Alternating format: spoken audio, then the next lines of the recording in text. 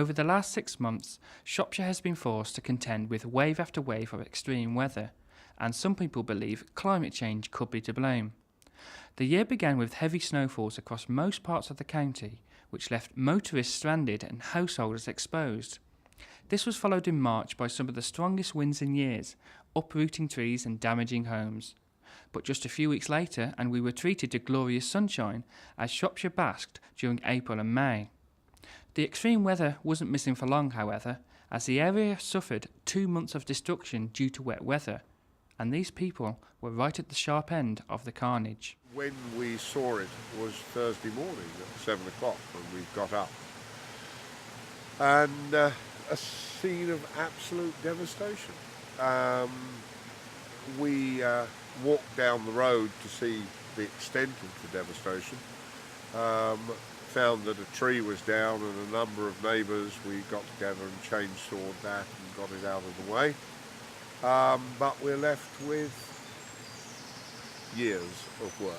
It was up the road within, about 10-20 minutes. It just came rushing in the house. My son and my father had gone to get some sandbags, but by the time they got back it was too late. It was in, and it just came in so quickly, came up so quickly. Within sort of a couple of minutes we were a foot and a half deep, and that's when we just said, just get out, because there was no way you could stay here. I was walking up home, and it just dropped scum on, and then the heavens opened, and I tried to shelter, but I couldn't, and I walked home, and when I got in, everything, my mac's still drying, and my shoes, everything was wringing wet. The flash flooding began at the start of June, as tiny villages such as Hampton Road near Bridge North bore the brunt of torrential rain. During this 6-week period, most of South Shropshire saw at least some destruction, as bridges collapsed and homes were destroyed. But is it really a result of climate change? Many people in the county are divided on the issue, but for the Shropshire branch of the Green Party, the extreme weather could be the start of more to come. Well, I think if you look at the intensity of the rainfall, that's definitely in line with the sort of climate change predictions. There have been all sorts of reports brought out by government bodies over the last few years, talking about changes, which we should expect.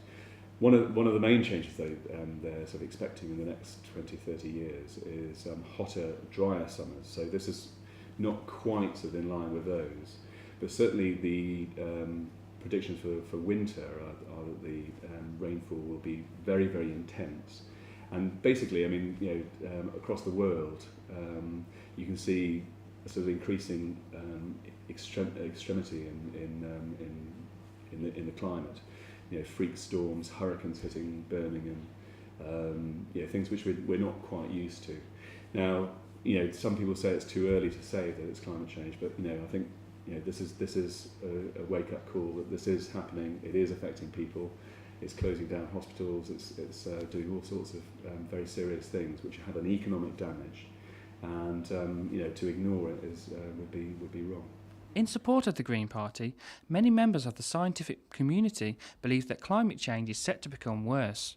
That change could, however, see Shropshire become warmer, as our weather matches that of the south of France. But we could even get colder winters, as we lose the Gulf airstream that sends warm air from the equator. But of course, not everybody is of the same opinion. So see our next video to find out just what the skeptics believe.